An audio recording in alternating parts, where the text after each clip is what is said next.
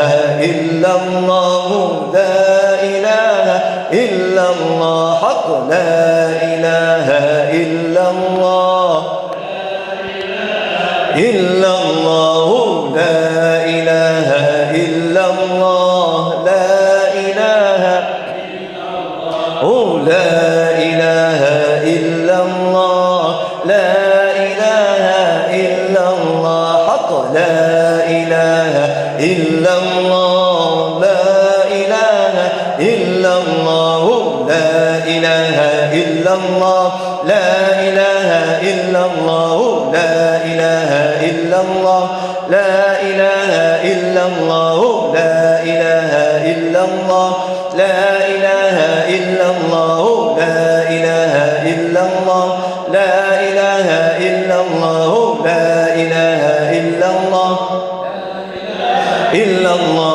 لا إله إلا الله لا إله إلا الله حق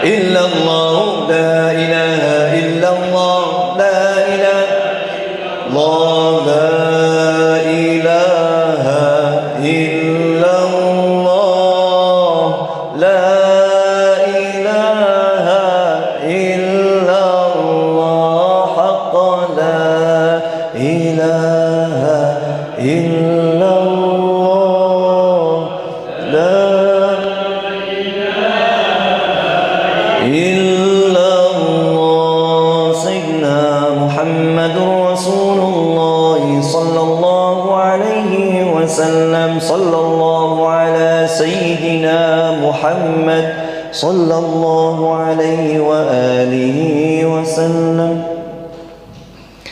لا إله إلا الله لا إله إلا الله الله محمد رسول الله عليه وآله صلى الله لا إله إلا الله لا إله إلا الله الله محمد رسول الله عليه وآله صلى الله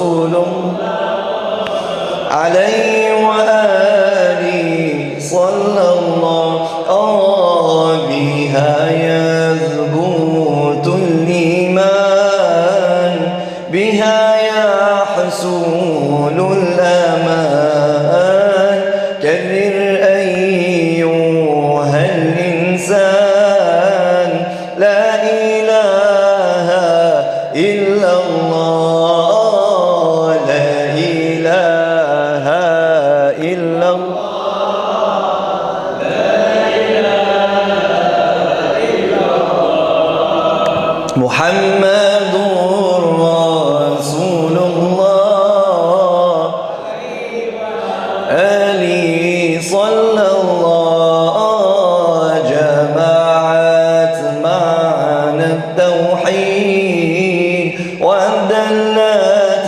بلا مزيد كرر أيها المريد لا إله إلا الله لا إله إلا الله إلا الله الله محمد رسول عليه وآله تكرارها ما أحلى ما أبهاه ما أعلى تدني العبد من مولاه لا إله إلا الله لا إله إلا الله لا إله إلا الله الله محمد رسول عليه وآله صلى الله خير الخلق عند الله صحيب العز والجاه ختم رسل الإله محمد رسول الله لا إله إلا الله لا إله إلا الله الله محمد رسول الله عليه وآله صلى الله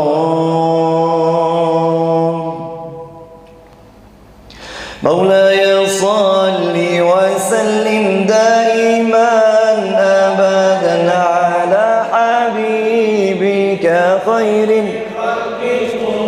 لي مولاي صل وسلم دائما أبدا على حبيبك خير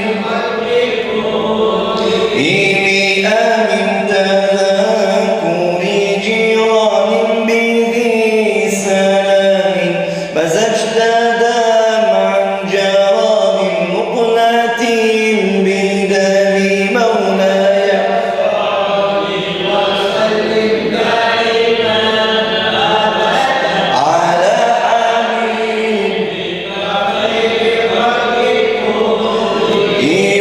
محمد سيد الكونين والثقلين ريقين من عرب ومن عجم مولاي وسلم دائما على حبيبك خير خلق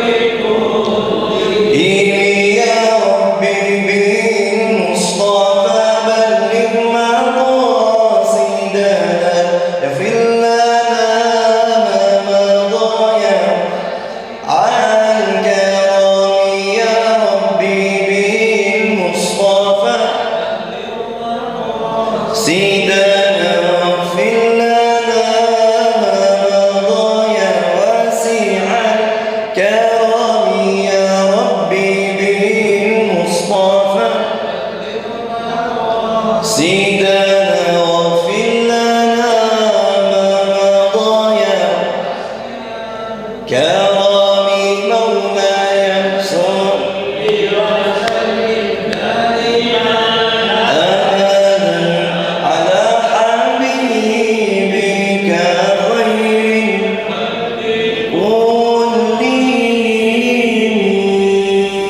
صلى الله على سيدنا محمد صلى الله عليه وسلم.